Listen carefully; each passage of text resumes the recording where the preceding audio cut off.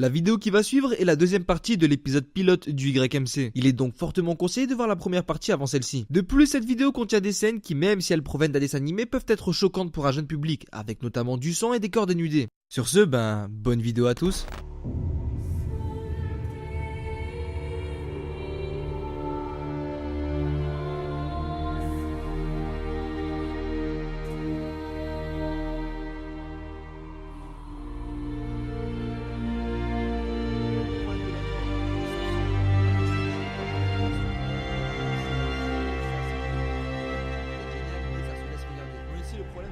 Mais qu'est-ce que tu racontes?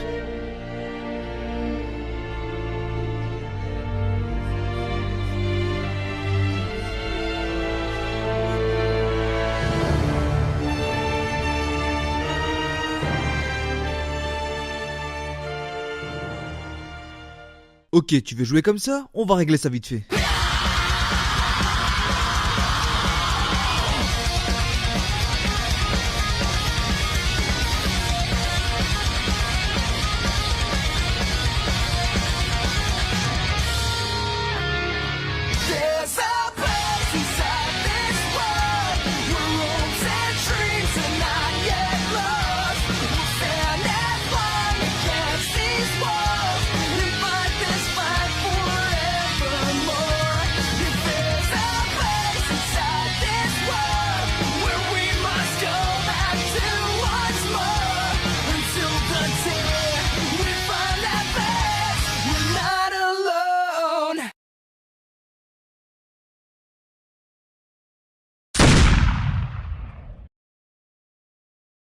Salut les Ningen, et aujourd'hui, allons droit au but. Elfenlied, ça déchire.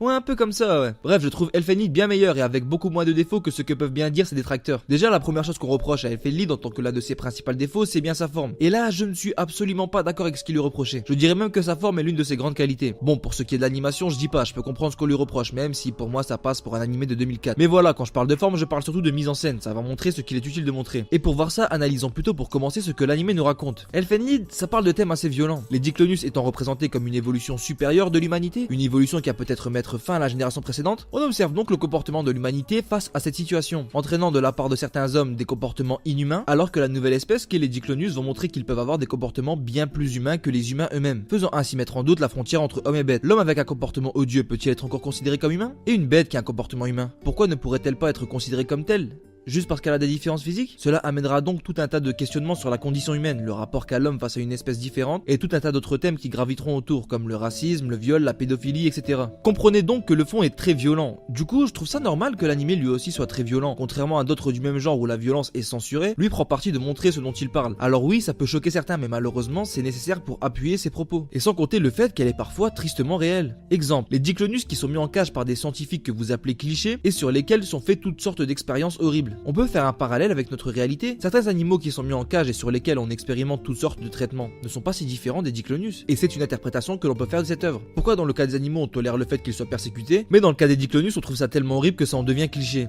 Parce qu'elles ont une apparence similaire à la nôtre? Bon, cette interprétation fait très vegan, mais c'est pas la seule. On peut aussi se dire que le comportement de ces scientifiques représente la peur qu'inspire un être un tant soit peu différent à l'homme. Alors que pourtant, tout indique qu'une vie en communauté est possible. Bref, comprenez que la violence est nécessaire pour soutenir les propos abordés. Et même si vous n'êtes pas d'accord avec ces interprétations, il faut quand même reconnaître que cette violence impose une ambiance. Alors même si certaines morts peuvent sembler ridicules tellement elles sont violentes, sachez qu'elles permettent de mettre en évidence le côté le plus sombre de chaque humain. Par exemple, cette scène, dans la classe. Qui peut me dire qu'il n'aurait pas eu une réaction similaire à celle de Lucie?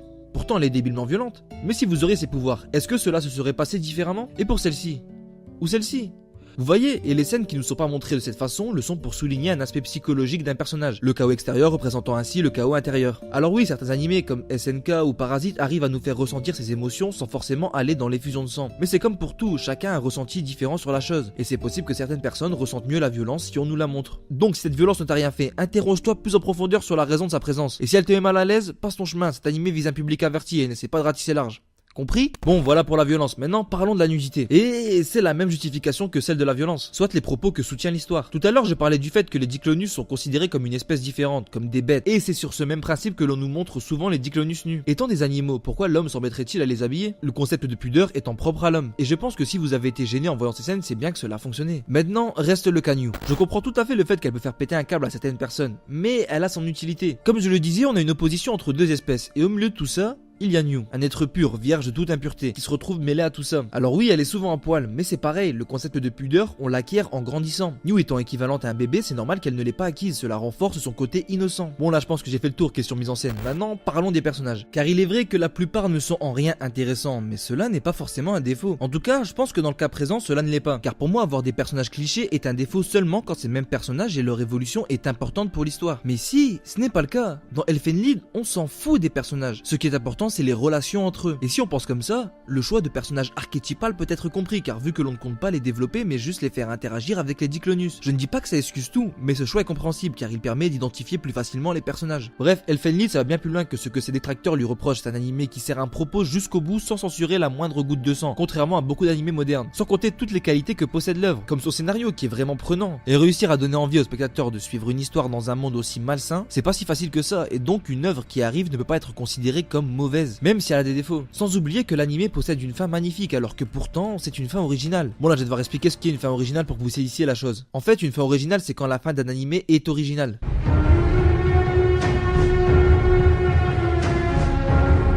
Non, plus sérieusement, une fin originale ça arrive souvent quand une adaptation sort en même temps que le manga adapté. Le studio ne disposant pas d'une fin faite par l'auteur, il se retrouve à devoir en bricoler une. Les seinen sont les plus touchés par ce genre de pratique, car leur adaptation est souvent un moyen de promouvoir le manga, même si de nos jours ce n'est plus vraiment le cas. Le défi pour le studio est alors de faire une fin cohérente avec l'histoire et qui soit ouverte pour que les personnes ayant aimé l'animé se dirigent vers le manga. De plus, cette fin doit aussi permettre à l'animé de se suffire à lui-même. Bon, je ne pense pas avoir besoin de faire un dessin, mais cet exercice est souvent raté, Claymore, Deadman Wonderland, Tokyo Ghoul pour ne citer que les plus connus. Et parmi toutes ces fins originales, Elfen Lied fait partie des seuls animés à ma connaissance à avoir une très belle fin et ça je pense qu'il faut le souligner. Bref, c'est le genre d'animé qui a certes des défauts mais qui laissera à quiconque le verra une forte impression car même si les thèmes abordés dans Elfen Lied sont assez classiques car on peut les retrouver dans beaucoup d'autres œuvres, il faut reconnaître que c'est l'un des rares à aller aussi loin dans ce qu'il traite.